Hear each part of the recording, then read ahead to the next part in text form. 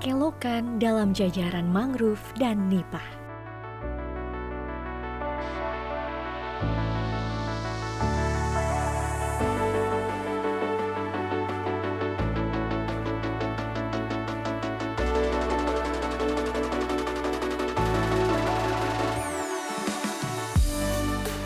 Menyelami gua bawah laut.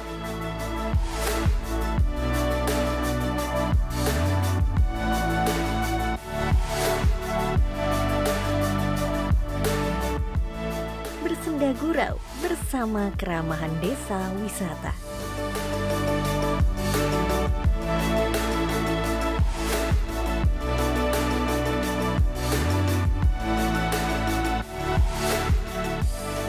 Bersama Minanti Rohanta.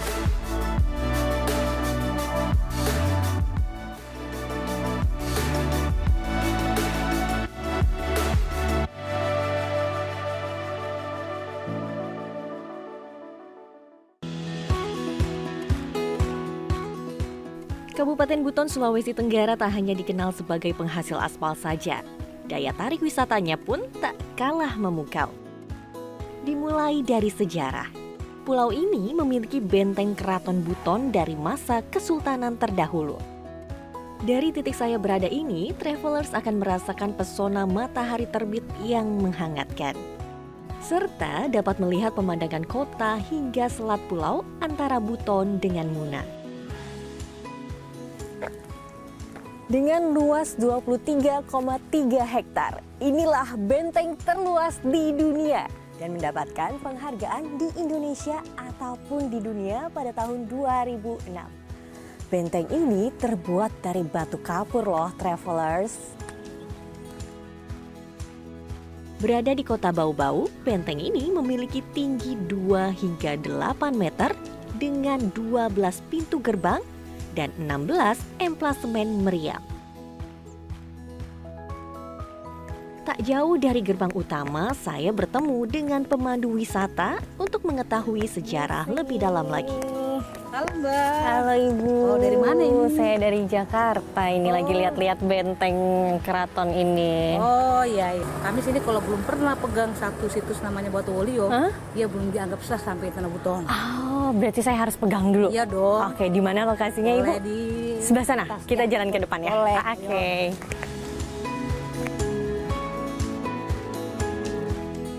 Saya pun langsung diajak menuju Batu Walio atau Batu Yigandangi yang tak jauh dari gerbang utama.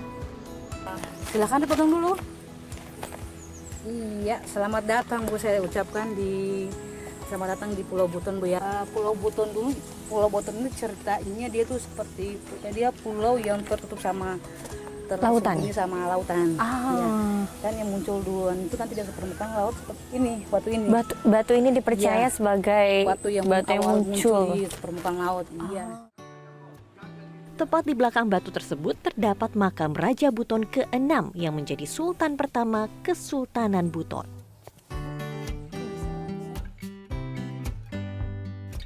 Berarti sebenarnya sosok Sultan Murhum ini dikenal karena apa? Perannya sebagai apa gitu? Apakah ada kebijakan yang dibuat sehingga menjadi sosok yang dikenal gitu dari berbagai daerah di Sulawesi Tenggara ini? Iya, karena beliau berjasa. Pertama jasa dalam penyebaran Islam tadi. Kedua beliau yang kebanyakan mendamaikan pertikaian selalu yang beliau yang perdamaian lah ya, sosok perdamaian.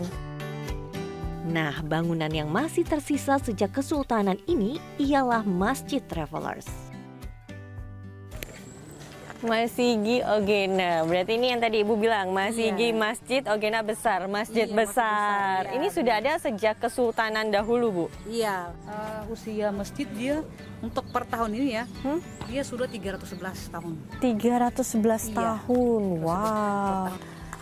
Kalau kita lihat struktur bangunannya, ini sama dengan struktur mulai dari bangunan, dari tiangnya, dari jendelanya, semua sama dengan jumlah struktur tubuh manusia. Oh, jumlahnya? Ya, benar. Apa aja tuh? Dari tiangnya sama dengan jari, tulang, enggak, maksudnya tulangnya ya. Tulang ini, tulang badan manusia, 300 tulang manusia. Iya. Kalau jendelanya dia berjumlah 12. Karena mengikuti apa 12, organ tubuh? Filosofnya 12 lubang yang ada pada diri manusia. Sip. Sama juga dengan jumlah pintu gerbang yang ada di benteng. Ah iya Ya. betul. Tadi saya sempat ke benteng. Iya, Itu benar. ada 12 pintu. Iya, dia sama juga dengan yang tadi filosofi yang ada pada diri kita. Oke. Selain sejarah, Pulau Buton juga menyimpan keindahan alam seperti air terjun. Kami pun beranjak menuju desa Limbo Bungi. Petra, ini kan kita kayak di pinggir jalan mau Ya. masuk ke hutan, terus ada tulisannya air terjun Kogauna. Ini Ya. kita mau ke sini sekarang. Ya, kita mau ke sini. Di sini ada 15 air terjun sesuai dengan jarak. Tapi Kogauna ini masuk area zona hijau. Jadi bagus, aman buat orang yang berkunjung. Dari pinggir jalan menuju sana berapa Itu sekitar jaraknya? 5-6 menit saja. Untuk mencapai air terjun Kogauna, kami harus trekking sekitar 150 meter memasuki hutan. Kami pun melewati aliran air terjun. Namun saat ini debit air sangat kecil sehingga aliran sangat sedikit. Fokus utamanya Kogauna sana sekitar Sana, ada sekitar 80 meter atau 100 meter dari titik itu sini. tingkat pertama atau tingkat kedua sebenarnya? Yang kedua. Kembali berjalan, saya ternyata harus melewati pipa dengan ukuran yang sangat besar nih travelers. Lokasi sumber mata air Hah? menuju ke Kota Bobau. Oh, buat ke kota Ya. malah. Ngambilnya dari sini. Hmm. Tak lama, kami pun sudah melihat aliran air terjun. Kogauna ini memiliki 7 tingkat air terjun. Kalau musim hujan itu semua Air penuh tuh. air, ya, Ah. penuh full, dan air itu mengalir deras. Air terjun ini memiliki kolam yang cukup besar bagi wisatawan untuk berenang ataupun sekedar berendam. Kedalamannya mulai dari 1 meter hingga 3 meter. Sedangkan arus air tergantung terhadap debit air saat itu. Kemarau. Paling bagus di bulan apa Brad? Kalau misalnya Ya, ini- wisatawan mau kesini? Kalau Januari hujan keras, tapi belum aman karena masih Bahaya keras, ya ya, jatuhnya ya. keras, dan airnya warna coklat. Ah. Nanti bulan-bulan April sampai bulan September bagus. Bagi wisatawan yang ingin ke lokasi ini, diharapkan untuk tetap menjaga keasrian dan kebersihan ya.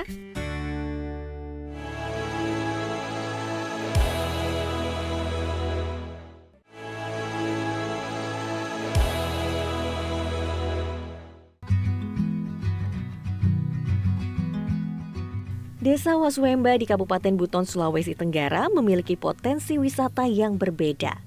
Desa wisata ini memiliki pantai pasir putih, perkebunan kelapa, dan keramahan warga.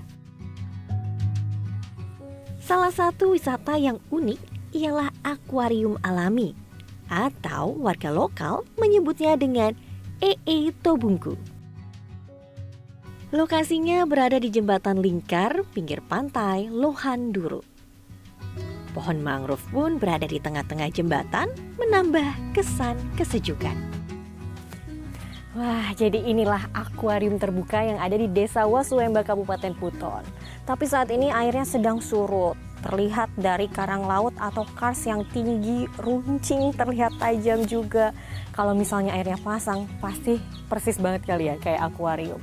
Tadi pun aku sempat lihat kayak ada penyu. Bener gak ya? Berarti banyak dong biota lautnya di sini.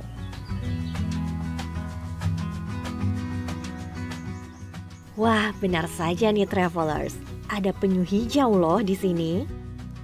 Selain itu, di akuarium alami ini juga terdapat ikan purba yang sudah terus-menerus berkembang biak selama ratusan tahun. Warga lokal mengkeramatkan ikan tersebut agar tidak ditangkap dan tidak dikonsumsi. Dari akuarium alami ini, saya pun melanjutkan perjalanan ke perumahan warga. Saya melihat sekumpulan warga sedang memasak nih di depan rumah.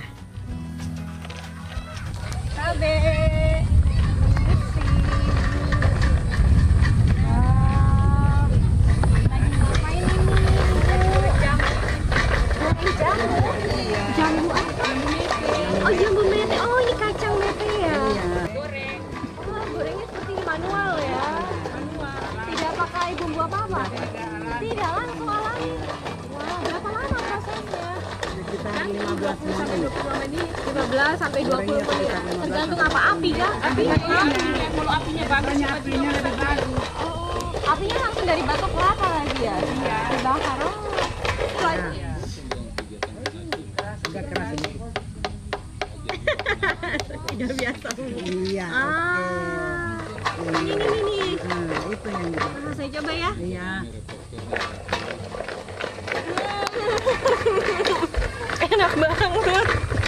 Wah, ini fresh banget ya, fresh from the oven kalau kita bilang. Enak banget, enak banget. Gurih ya rasanya. Padahal tidak ada campuran apa-apa ya.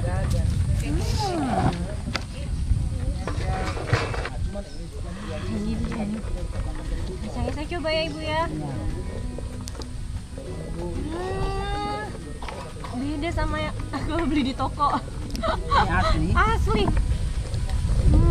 Gurihnya ada apa? Ini bener manual ya pembuatannya, jadi fresh from the oven. Menarik sekali. Jadi tidak pakai bumbu apa-apa ya, asli ya.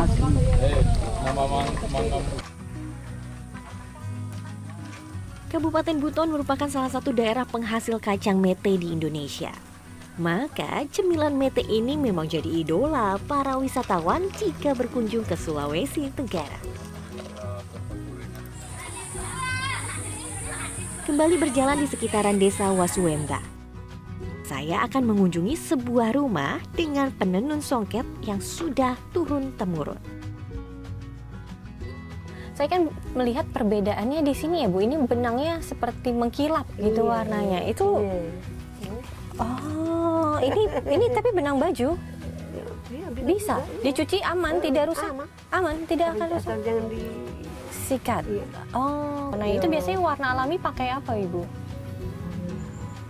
Pakai pohon atau pakai buah? Pohon nangka. mahoni. Mahoni. Ya, mahoni itu kan jadi coklat. Ada yang coklat, ada yang merah. Ya. Kalau pohon nangka itu jadi warna apa Ibu? Kuning. Itu kuning. Ya, ada kuning. Bisa seperti ini ya, warna kuningnya ya. Kuning-kuningan.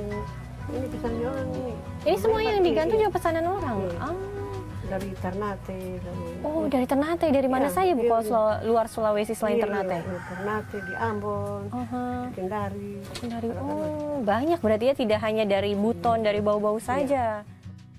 Ibu Waosi membutuhkan waktu 4-6 hari untuk menenun kain dengan panjang 4 meter. Semuanya tergantung pada motif. Motif kain kotak-kotak biasanya diperuntukkan bagi pria, sedangkan bergaris panjang untuk wanita. Sore hari, Desa Wasuwemba membagikan suasana kekeluargaan. Banyak ruang terbuka bagi warga untuk bersenda gurau. Anak-anak pun dapat tertawa, berbagi keceriaan dengan bermain bersama secara bebas. Wah, ada anak-anak yang lagi main permainan tradisional. Seru banget, aku mau coba samperin mereka. Hai adik-adik semuanya. Wah, lagi pada main apa di sini? Bakiak sama enggrang ya? Iya. Wah, kalian gak ikut main? Atau kalian main yang lain? AC namanya? Iya. Oke, nanti kalian main di sini juga. Aku boleh ikut bareng kalian nanti? Boleh ya? Oke, sekarang kita lihat ini dulu ya.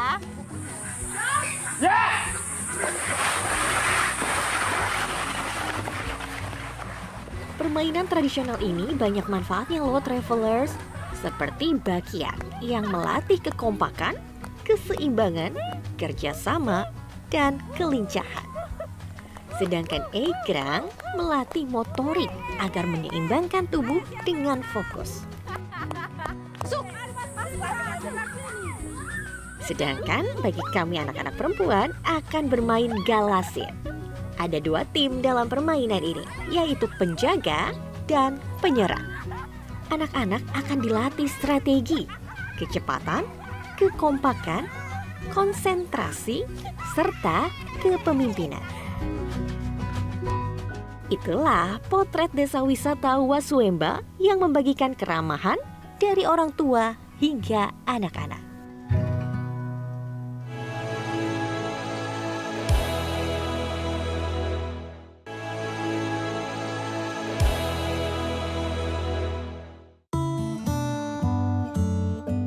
Amazonia, Indonesia. Muara sungai, kelokan demi kelokan dalam jajaran mangrove dan nipah. Inilah Muara Lakologu di Desa Limbo Bungi. Saya pun ingin mencoba menyusuri muara tersebut dengan menggunakan perahu nelayan setempat atau kapal ketinting. Penyusuran diawali dari dermaga kecil di bibir sungai. Muara ini cukup besar loh travelers, karena sebagai titik pertemuan dari 3 sungai, yaitu Kantalai, Liabuku, dan Lakalogo. Selama penyusuran, saya berada di tengah-tengah rindangnya mangrove dan nipah yang luasnya sekitar 55.000 hektar. Ini biasanya perjalanan dengan perahu ini berapa lama Pak untuk mengitari nipah-nipah ini semua? Kurang lebih 1 jam lah Mbak. Dari 1 jam? Iya, dari ini tadi tuh, dari tempat naik pertama tadi itu. Dermaganya ya Pak. Kalau di zaman dulu ini Mbak, kayak gini ini luas, karena kan dulu kan ini kan sumber pencariannya juga orang-orang dulu. Atap nipah kan, Iya, tapi iya, pas iya. semenjak sudah banyak atap seng ini, sudah jarang orang pakai begini, sudah jarang yang datang petik inian, potong ini nipahnya, iya. Travelers juga dapat bertemu beberapa satwa liar loh di sini. Contohnya seperti burung, dan terkadang bisa juga melihat buaya yang sedang berjemur. Namun kali ini saya tidak dapat melihatnya nih travelers. Tak hanya itu saja, travelers pun dapat bertemu dengan warga setempat yang mencari kepiting di balik tanaman mangrove dan nipah. Pulau Buton menjadi surga bagi penyelam gua bawah laut. Bisa dibilang, di Butonlah satu-satunya titik lokasi gua penyelaman di Indonesia dengan jumlah yang banyak. Dari hasil pemetaan penyelaman gua yang tergabung dalam Rock and Roll Divers Buton, komunitas ini telah menyelam di 40 titik. Saya pun ingin mencoba pengalaman baru tersebut. Bersama Bang Sudiar, saya diajak ke Gua Moko. Gua Moko tipikal guanya ini dia patahan. Dia ada rekahan batu yang awalnya dulu ada di dalam tanah, belum runtuh. Lama kelamaan ada sesuatu itu mungkin gempa atau apa runtuh. Nah, untuk di cave diving itu sih sebenarnya ada beberapa level, ada beberapa tingkatan. Nah, level paling bawah itu paling awal itu adalah level penyelam gua di mana masih ada cahaya matahari masih nampak di kita bisa lihat ya. Nah, untuk equipmentnya di cavern area atau penyelam di level awal itu bisa pakai backmount. Di gua kalau kita diving sih ya minimal harus pakai helm atau pakai hoodie untuk mengamankan kepala. Senter itu kita gunakan hanya untuk melihat sesuatu atau senter ini menjadi alat komunikasi kita. Akses ke Gua Moko ini cukup dengan berjalan kaki saja. Mulut goa pun sudah terlihat. Persiapan kami lakukan di dalam air yang dangkal. Beberapa alat yang harus diperhatikan ialah penggunaan penutup kepala dan membawa senter. Bang Diar pun mengikatkan tali sebagai penanda jalur penyelaman. Kita sekarang mau coba penyelaman. Gak boleh kicking terlalu banyak karena partikelnya gampang naik ya, debunya. Jadi airnya gampang keruh nanti. Yap. Oke, Mohon let's go. arahan dan bantuannya ya Bang Diar. Oke. Saya di depan ya. Floating dulu sampai tengah situ baru kita turun. Kan kabuk.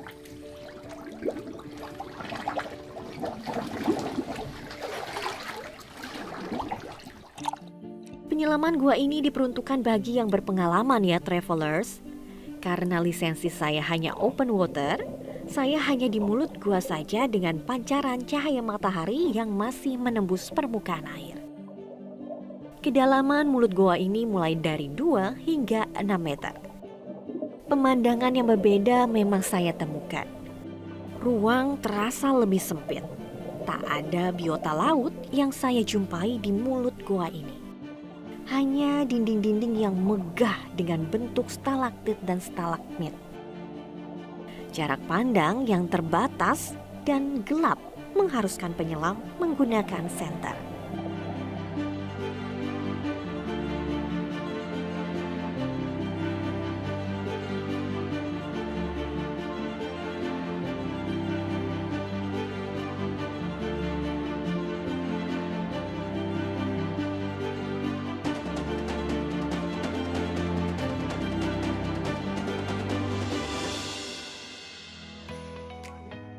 Selain untuk penyelaman, ternyata gua ini juga menjadi destinasi anak-anak warga setempat untuk sekedar berenang.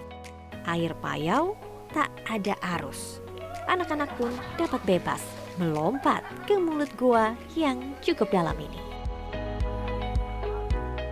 Inilah keseruan yang ditawarkan di bumi Anoa.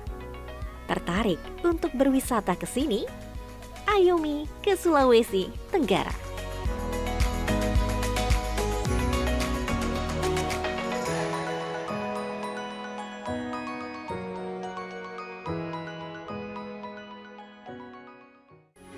Metro TV.